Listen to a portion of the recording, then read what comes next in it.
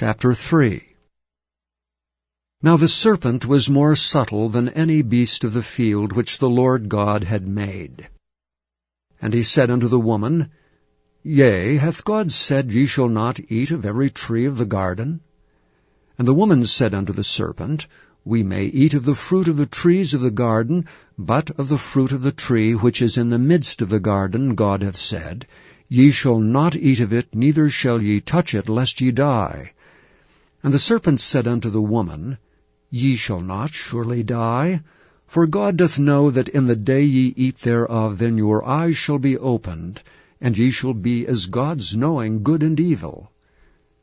And when the woman saw that the tree was good for food, and that it was pleasant to the eyes, and a tree to be desired to make one wise, she took of the fruit thereof, and did eat, and gave also unto her husband with her, and he did eat.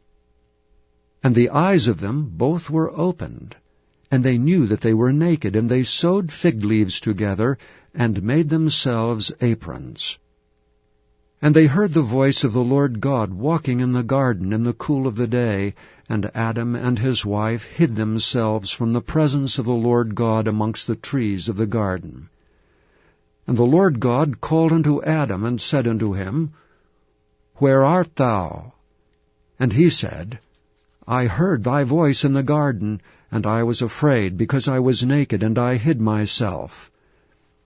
And he said, Who told thee that thou wast naked? Hast thou eaten of the tree whereof I commanded thee that thou shouldst not eat?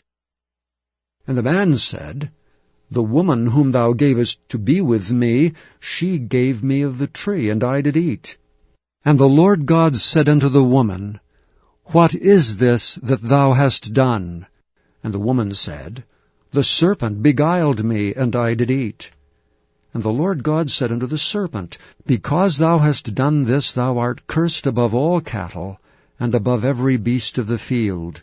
Upon thy belly shalt thou go, and dust shalt thou eat all the days of thy life.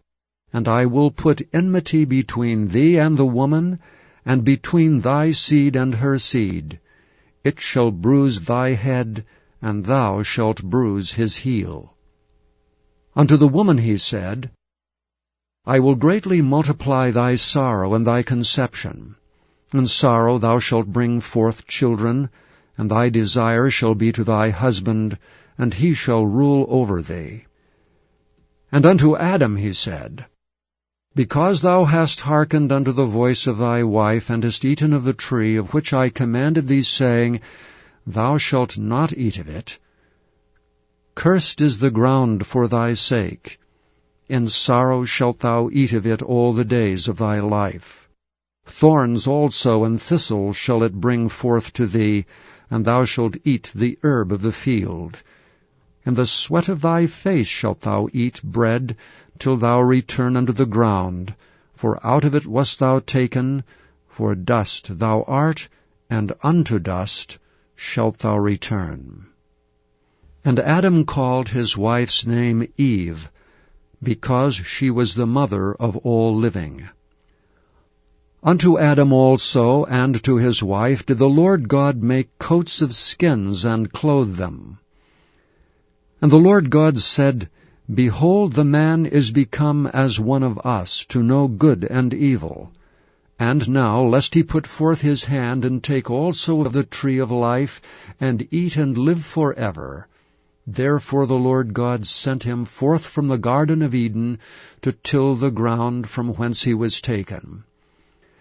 So he drove out the man, and he placed at the east of the Garden of Eden cherubims, and a flaming sword which turned every way, to keep the way of the tree of life.